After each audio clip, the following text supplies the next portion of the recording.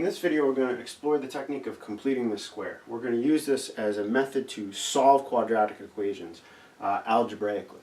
I'm going to start out with an easy example, which is a perfect square, and then I'm going to show you how the process can be used in more general circumstances to help you to solve quadratic equations by hand. So the example I'd like to start with is just x squared plus 2x plus 1 is equal to 0. So by solving this, what I mean by that is I want to find all the values of x which make this a true statement. And I'm only going to concern myself with real values of x here. So sometimes we'll be able to find solutions to quadratic equations and sometimes we won't. So we want to see if there are any real roots to this equation, any real values of x that make that a true statement. And it turns out that there's only one in this case because this left-hand side actually has the form of a perfect square. If we recall the pattern of a perfect square, it looks like an x squared, 2 times a times x, this is our cross term, and the constant term has to match up with the square of the a that we chose for the cross term. So x squared plus 2x plus 1 is a perfect square. It has this pattern with a is equal to 1. When we have this pattern, we know that the polynomial is created by squaring the same term twice, x plus a times x plus a, which is x plus a squared. So for our example, choosing a is equal to 1, that matches this pattern with the perfect square pattern, we find that the original quadratic has a factored form, which is x plus 1 quantity squared is equal to 0. This is really nice because in this form, the x only appears in the equation once. In the original form, it appeared twice in two different ways. So by using this factored form, we've kind of made some progress in solving because we've taken all the x's that appear in the equation and we've kind of gathered them together in a single piece, a single appearance in the equation. Once the equation is in this form, we can use regular algebraic steps to try and solve and isolate the x on one side of the equation. First thing we need to do here is to get rid of this square, and that turns out to be easy in this particular case because the only squared thing that gives us 0, the only input to the squaring function that gives us 0 is 0. So the only way for this statement to be true is if this factor x plus 1 is equal to 0. You can think about taking the square root of both sides if you want to remove that square, but in this case there's only a unique inverse, there's only a single square root that works here, which is the simpler equation, x plus 1 is equal to 0. So we're able to use this factored form to simplify the equation and to remove the square, to square root both sides. And then by doing that, we now have x plus 1 is equal to 0, which is a really simple equation that we can solve. We can subtract 1 from both sides, and we find that we only get a single value of x satisfying this equation. Okay? So that's the first example. And the idea there was that this perfect square structure gave us a way to get from a situation where we had two appearances of x in unlike terms, and we were able to replace those with a single appearance of x. Okay. Now, for my second example, what I'm going to do is I'm going to create a polynomial which is not a perfect square, but one where we can rearrange things so that the perfect square pattern still appears as part of the equation. Okay? And this whole process is called completing the square. All right, so the example I would like to look at is going to be x squared plus 2x minus 6. I'd like to find the roots of this quadratic equation, find the values of x that make that true. Okay? And the first thing to realize is that this is not a perfect square. It doesn't have the same features as of the pattern that we just looked at. The cross term would force us to choose a is equal to 1 to match the perfect square, but 1 times 1 is not negative 6, so this is not a perfect square. By completing the square, what we do is we gather together all the pieces that make up a perfect square, and we kind of leave anything left over by itself. We kind of push it to the side and ignore it for the moment. The reason we ignore it is completing the square, writing it as a perfect square, still gathers together the x squared and the x term. We still only see one appearance of x. And once we have the equation in that form, we can hope to try to solve it algebraically for that appearance of x. Okay, so to complete the square, what I need to do is manipulate or alter the way we look at this without changing the values of anything. So the way that I do that is kind of tricky, but it doesn't change anything. What I'm going to do is I'm going to add and subtract the same number. So I end up adding 0. The net result of what I'm doing is nothing. I'm adding and subtracting the same thing. And the way that I'm going to choose what I add and subtract is based on the perfect square pattern that I want to appear. Okay? So if I look at my x terms, the x squared and the 2x, we know from the previous example that if I had a plus 1, I would have a perfect square. Instead, we have this minus 6. So what we're going to do is add and subtract 1 and gather together the terms that will be the perfect square and push aside all of the other terms. So I take this equation and I replace it with one that's the same, has all the same values. But I add and subtract something, so I'm able to manipulate, in a certain sense, the shape of the equation to make the perfect square pattern that I want appear. So I add 1 and I subtract 1.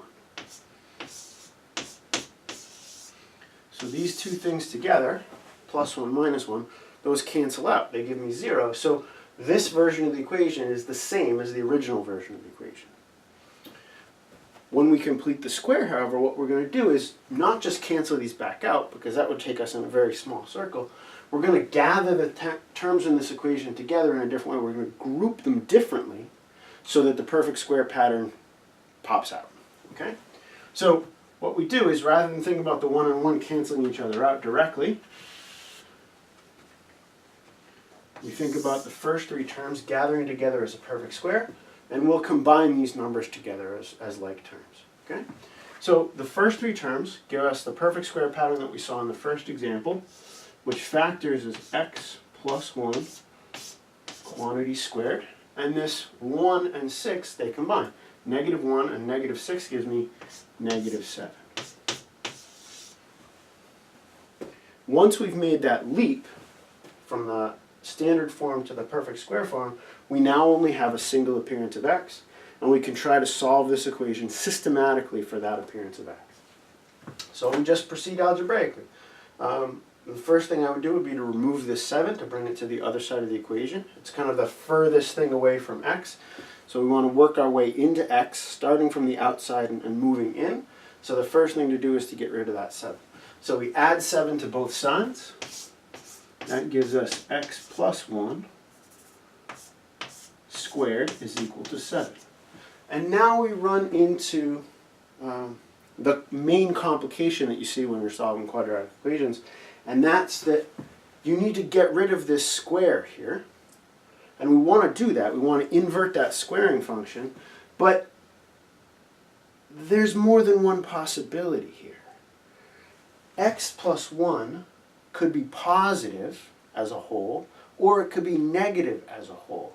Both of those two pieces of information, x plus 1 being positive and x plus 1 being negative, when we square them, we lose the sign information.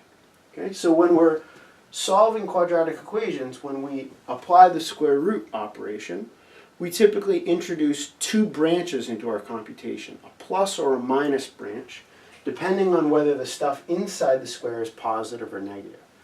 When we solve the equation, we want all the possibilities, so we want to consider these 2 possibilities separately.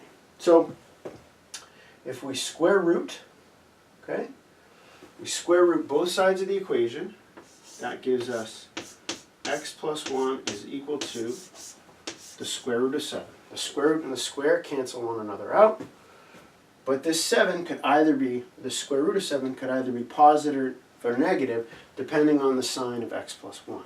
So we introduce 2 branches into our computation. X plus 1 is equal to the square root of 7, or x plus 1 is equal to the negative of the square root of 7. Both of those should do what we needed to do. Once we've introduced both of those branches, we finish solving for x, getting x by itself. And when we do, we'll get multiple solutions in this case. We'll get 2 different values of x, which satisfy the original quadratic. It turns out that that quadratic has 2 roots. All right, so the algebraic steps that we perform are the same on both of these equations, but the results are slightly different. So if I subtract 1 from both sides, I can say that x is equal to the square root of 7 minus 1. That's 1 root. And then in the second case, we have x is equal to the negative of the square root of 7 minus 1. Okay? So we have 2 separate roots. Okay? And that's essentially the idea behind completing the square. We use the perfect square pattern to take our 2 appearances of x, write them as a single appearance of x, and then we solve the equation systematically, step by step, using algebra. The only wrinkle in the computation is this branch that we see, the positive and negative branch that we find when we take the square root of both sides. Okay? So let's do another example, one with slightly nicer solutions. And then I'll show you an example where there are no real solutions, where we try this process and we are unable to solve for x. We're not able to find the result that we want. Okay?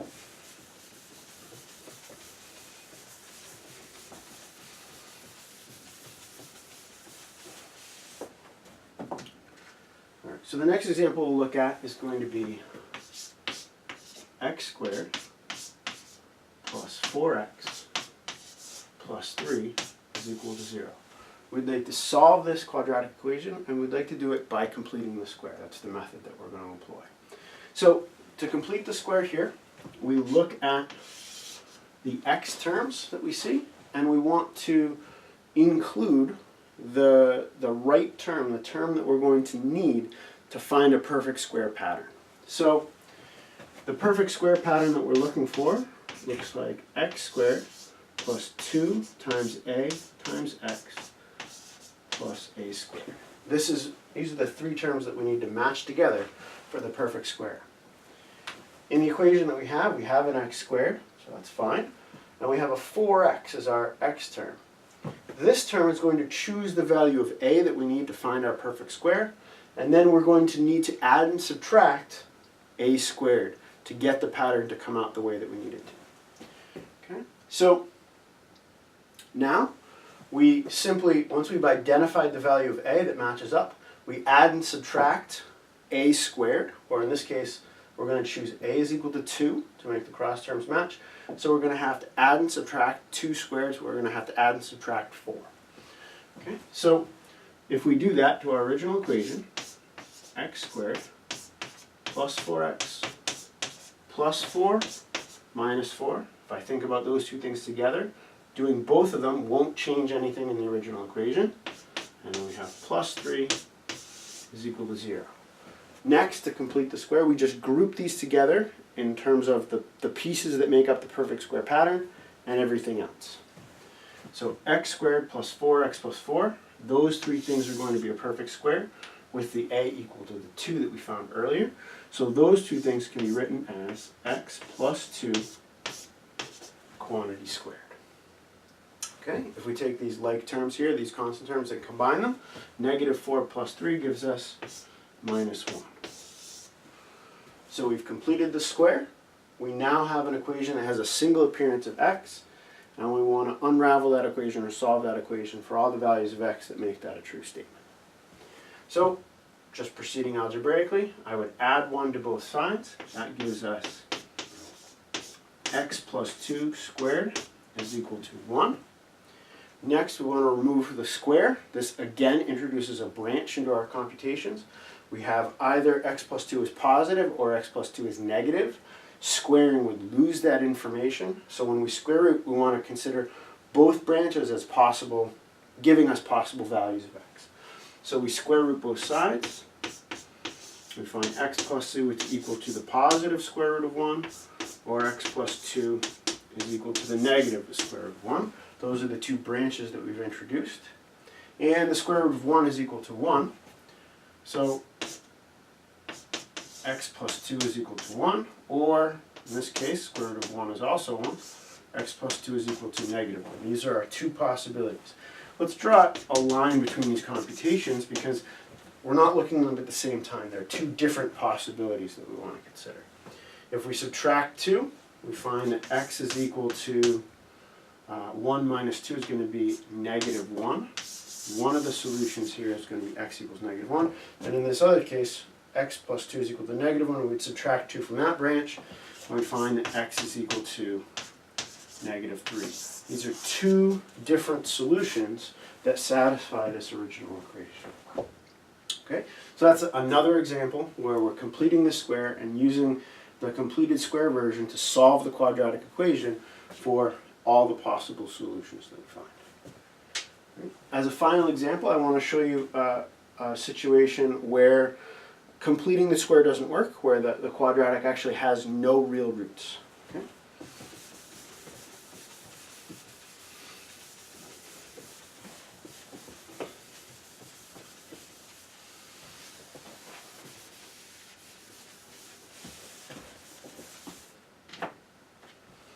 So let's look at x squared plus 4x plus 5 is equal to 0.